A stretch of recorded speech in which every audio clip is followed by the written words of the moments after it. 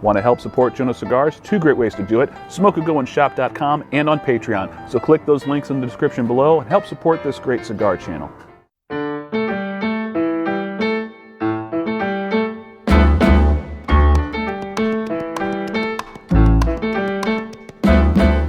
And good evening, ladies and gentlemen. Joe at Jonose Cigars. It is a new month, a new day, a new cycle of reviews. And we're going to be starting off this new month of reviews with one from Warp Cigars. This was a special release cigar that Warp did using some cigar shop feedback to decide on how the blend was going to turn out. What they did was they picked a bunch of different retailers, sent them 3 different, completely different blends, and asked them which ones they liked the best and which Vitola they would like to see it in.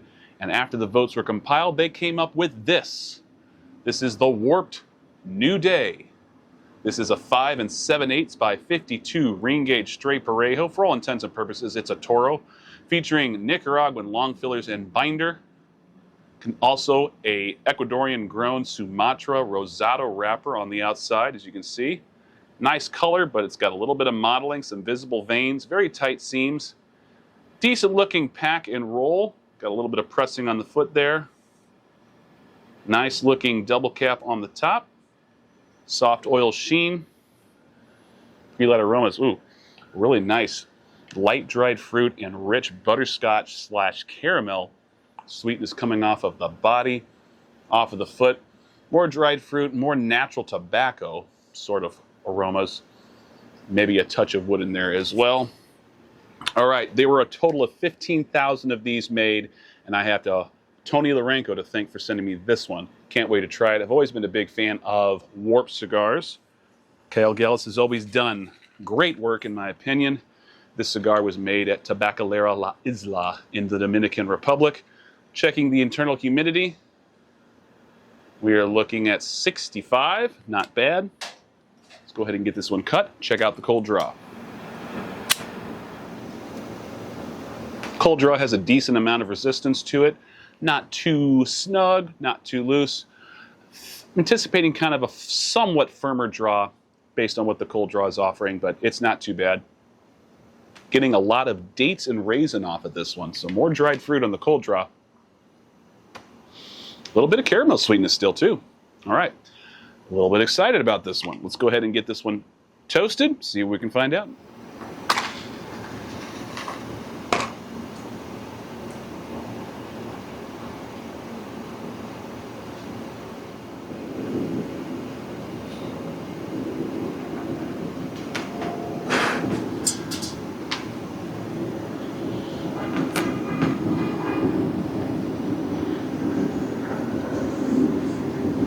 Off the first few puffs, pretty good draw actually. Not even as snug as I was anticipating it to be. Very generous smoke output, medium body. It's got a slightly jammy smoke texture, getting immediate notes of cinnamon and red pepper spice, as well as some light caramel sweetness as well.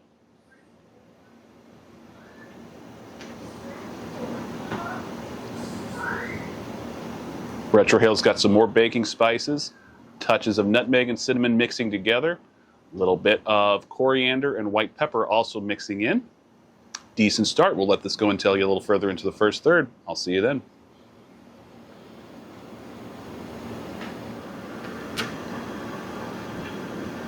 Ten minutes in, well into the first third.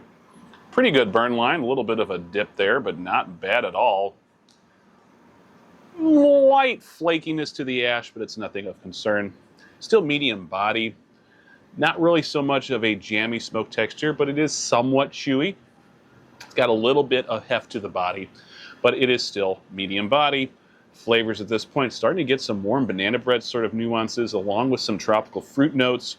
Still getting plenty of baking spices and touches of that nice caramel sweetness on the retrohale at this point.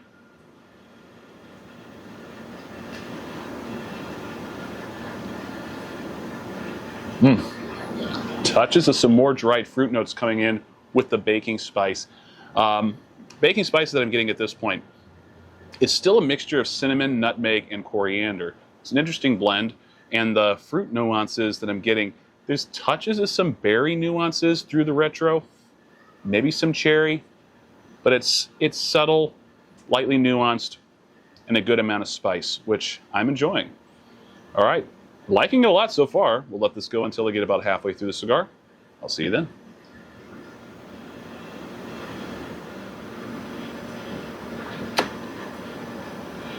"40 minutes in, just about at the halfway point. I've ashed it twice. I've had to touch it up once. It was getting a little bit too far in the canoeing. Touched it up real quick, no problem after that. It does kind of look like it's wanting to canoe a little bit, but I'm just going to keep an eye on it and see if maybe I can keep that from happening just through some watchful observation and keeping it rotated and such. Flavors at this point. Lots of baking spices. A little bit of musty wood moving in there as well. Some dried fruits still very much in the foreground. Primarily it's dates, maybe some apricot in there as well. We're also getting little bits of red pepper spice on the draw. On the retrohale,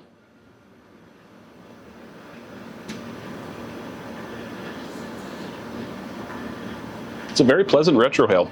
It's got a little bit of spice to it, primarily red pepper spice, maybe a little bit of white pepper creeping in there as well, and lots of baking spices. Not really getting any of that caramel sweetness anymore. Unfortunately, I kind of like that. I thought it really balanced out the overall flavor profile, but we're not really getting that so much anymore. The big thing that is replacing that sweetness is the woody mustiness, which I don't mind. It's actually quite nice. It's just not as good as it was before with that caramel sweetness. We'll let this go until I get towards the end of the cigar. I will see you then.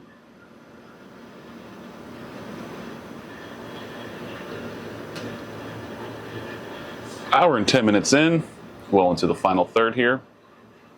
Decent burn. Hasn't really had any trouble with the burn lines since that first touch-up. Has been doing okay. Still medium body. The smoke texture has really dried up. And whenever I start getting a smoke texture that really starts drying up, I really take that as an unmistakable cue that it's getting close to time to wrap the cigar up. As you can see, I've got a lot of cigar left here. But there is no shame in just calling it quits when the smoke texture just starts telling you, I got nothing left. Much like a baseball manager, when he sees his pitcher running out of gas, you got to take the ball from him, give it to somebody else, which is what I'm going to do. There's my little baseball analogy for the day. The flavors of this cigar are still generally enjoyable, pretty heavy on the baking spices and wood. Not really getting much of the fruit nuances, although I was getting touches of some like banana bread, but again, like I was getting in the first third of the cigar, which have been nice. But as I said, things are starting to dry up. They're not going to be that enjoyable if I go much further. So I'm going to go ahead and wrap up the review right now. On the retrohale,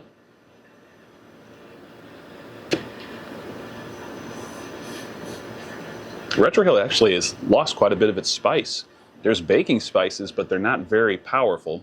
They're there, but not really much of a spice component on the retro. So it's pretty smooth, but not a whole lot going on that I would get too enamored by. Up to this point, the cigar has been pretty enjoyable and decently well balanced, and I have generally enjoyed the smoke texture. Even now, as it's starting to dry out, it's somewhat enjoyable, but I don't see it getting any better. I can only see it getting worse. Overall, I think it's a decently enjoyable cigar. I did expect a little bit more out of Warped. I think cigars from Kyle Gellis tend to be well above average in the flavor department, and this one was fine for most of the way, just not some of his best work. I mean, that's a pretty high bar, so I'm not really complaining here. Sometimes you get cigars like this. It is interesting that this is the blend that everybody thought was the best. This is only a one-off for me. I haven't had another one besides this one, so I'd be interested to see if any others were better than this one. Did I get one of the lower end as far as the flavor goes? But for what it is, not too bad of a cigar. I did enjoy it for the most part, and yeah, I'd be interested in trying another one just to see how the other one would compare to this first one. Well, thank you so much for tuning in for this review. As always, don't forget to subscribe. Click that icon bottom right corner of the screen if you haven't done so already. If you like this review, by all means, give me a thumbs up and leave me a comment below. All of this really helps with the algorithm on YouTube. If you didn't like something, please leave me a comment telling me what you didn't like so I know what you're talking about moving forward. See you all on the next review. Until next time, smoke a good one.